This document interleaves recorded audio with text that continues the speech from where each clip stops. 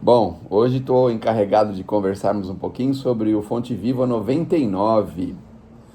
E o Fonte Viva 99, como todas as mensagens do Emmanuel, é sempre muito preocupado com a nossa convivência, o nosso futuro, as nossas possibilidades espirituais, sempre nos traz alertas, assim, uma chamada de atenção, sempre tem alguma coisa que a gente possa aproveitar. Então, é muito difícil ter uma mensagem espiritual de qualidade, né? Vamos dizer assim.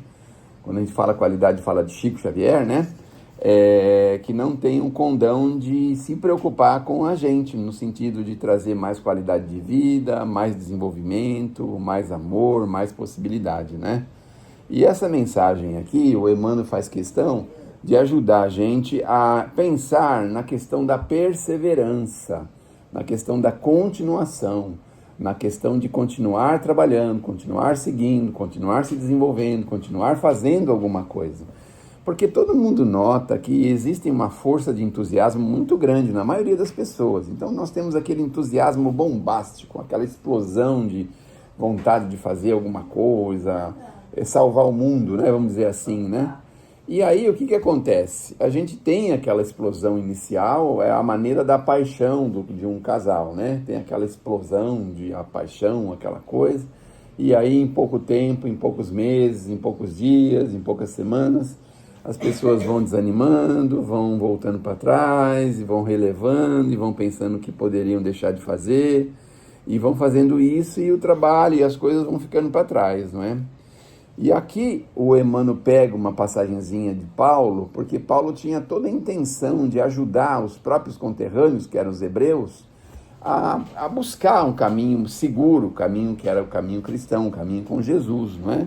Porque eles já tinham vencido a primeira etapa, já tinham passado pela primeira etapa, a crença no Deus único para eles era a coisa mais importante que eles avançaram e seguiram. Então a ideia básica que o Paulo teve era o seguinte: bom, nós já temos o conhecimento, Jesus veio para o povo hebreu, eu preciso trabalhar com o povo hebreu. Então conta-se alguns historiadores de que essa efetivamente é a única carta que Paulo escreveu com as próprias mãos. Alguns chegam a dizer que o Paulo ditava algumas cartas, tinha lá os amigos que escreviam.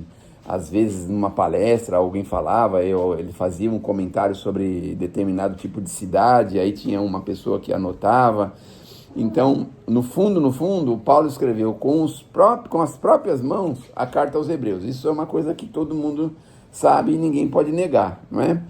E ele escreveu com essa vontade mesmo de perseverarem, de continuarem, de não se abalarem com as dificuldades, as agruras da vida, os problemas que a vida vai nos mostrando.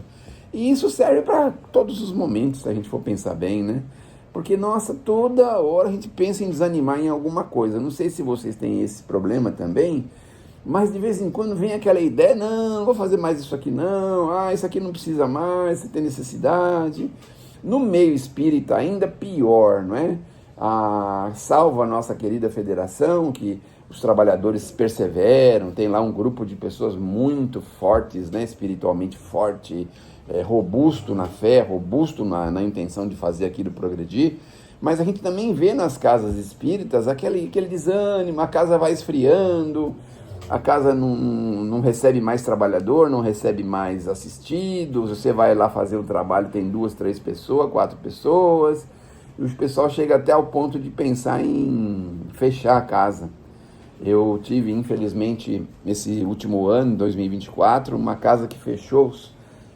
Eu fiquei muito triste, não é? Porque é tão difícil a gente ter uma casa e manter uma casa, mas uma casa que fecha pra gente é um desastre, um desastre. E a casa acabou fechando. Mas aqui o Paulo vem, vamos voltar lá no Paulo, e fala pra gente: portanto, meus amigos, meus irmãos, meus conterrâneos, tornai a levantar as mãos cansadas e os joelhos desconjuntados. Ou seja, deve ter tido uma queda aí, né? Um problema, né? Joelho desconjuntado, a gente vê, sei lá, bateu no chão, tá estatelado no chão, tá uma perna de um jeito, outra perna de outro. Aconteceu alguma coisa, não é? As mãos cansadas é aquelas mãos que operaram e de repente fica pensando, mas só eu que faço as coisas aqui, só eu que faço isso, só eu que faço aquilo. Ficam às vezes pensando isso também, né? Então o Paulo vem e fala isso. Portanto, tornai a levantar as mãos cansadas e os joelhos desconjuntados. Ele mandou isso para os próprios conterrâneos, para os hebreus, no capítulo 12, item 12. Aí o Emmanuel desenvolve mais ou menos assim. O lavrador desatento quase sempre escuta as sugestões do cansaço. Então, toda hora a gente tem essa sugestão, né? Cansaço, cansaço, cansaço. Sendo que os nossos amigos espirituais falaram o seguinte: é uma linha muito difícil da gente saber a linha do cansaço ou a linha da preguiça. É muito difícil a gente saber de que lado que nós estamos, se é o cansaço ou a preguiça, né? Mas vamos em frente. Então, o lavrador desatento quase sempre escuta as sugestões do cansaço. Interrompe o serviço em razão da tempestade, a inundação lhe rouba a obra começada e lhe aniquila a coragem incipiente. Descanse em virtude dos calos que a enxada lhe ofereceu e os vermes se incumbem de anular o serviço. Então, aí tantos probleminhas, né? Veio, bateu uma enchente, derrubou tudo, levou tudo. Ai, meu Deus do céu, tô cansado, tô com as mãos cheias de calo e ainda aconteceu isso, meu Deus. Pegou a plantação, pegou aí verme, pegou um problema, pegou outro. Vejam, na época da pandemia, quantas empresas, né, que as pessoas viveram esse drama. Às vezes trabalharam intensamente, tiveram que fechar, não tinham rendimento. E muitas acabaram tendo que parar com o trabalho, porque não leram essa mensagem do Emmanuel, que se tivessem lido teriam perseverado, né? Teriam arrumado um jeito de perseverar. Mas vamos em frente. Levanta as mãos no princípio, mas não sabe tornar a levantá-las na continuidade da tarefa e perde a colheita. O viajor, por sua vez, quando invigilante, não sabe chegar convenientemente ao termo da jornada. Queixa-se da calúnia, da canícula e adormece em penumbra de ilusórios abrigos.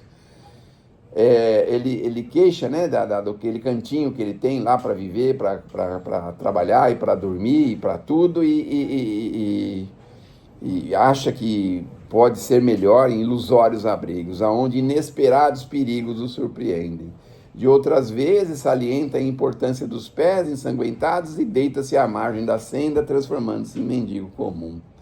Usa os joelhos sadios, não dispondo, todavia, de imobilizá-los quando desconjuntados e feridos, e perde a alegria de alcançar a meta na ocasião prevista. Assim acontece com todos nós, com a gente, conosco, na jornada espiritual. A luta é o meio, o aprimoramento é o fim.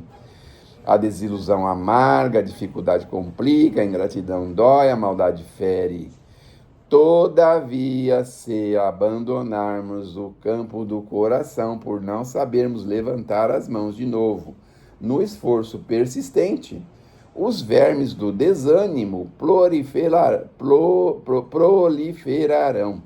precípites no centro de nossas mais caras esperanças. E se não quisermos marchar de joelhos descompassados ou desconjuntados, é possível sejamos retidos pela sombra de falsos refúgios durante, meu Deus do céu, séculos consecutivos. Que dureza, né? Séculos que podem nos atrasar a marcha. Vamos falar, eu vou tentar falar aqui sem citar o nome de ninguém, mas tem um grande médium que foi conhecido por suas mais de 400 obras, que tinha um assistente que no meio do caminho resolveu ir para outra direção. E aí esse médium de 400 obras falou, poxa vida, ele acabou rememorando uma encarnação remota, e agora, para ele voltar a fazer o que ele poderia ter feito, vai levar pelo menos uns 1000 anos.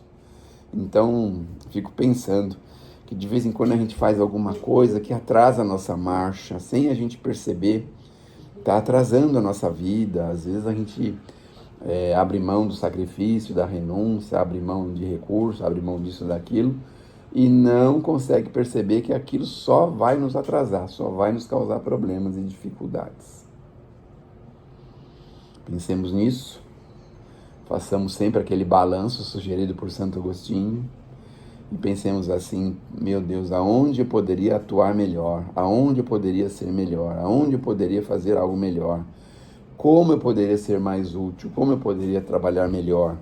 E assim nós estamos colaborando conosco, mesmo com os joelhos, o pescoço, as costas, a cabeça desconjuntada ou dolorida, mas nós precisamos arrumar um jeitinho de servir, de alguma forma, que seja um pouquinho, alguma coisa, continuar servindo, porque essa é a sugestão do nosso Paulo, e a gente tem certeza que isso é o que nós precisamos para sairmos daqui melhores do que chegamos.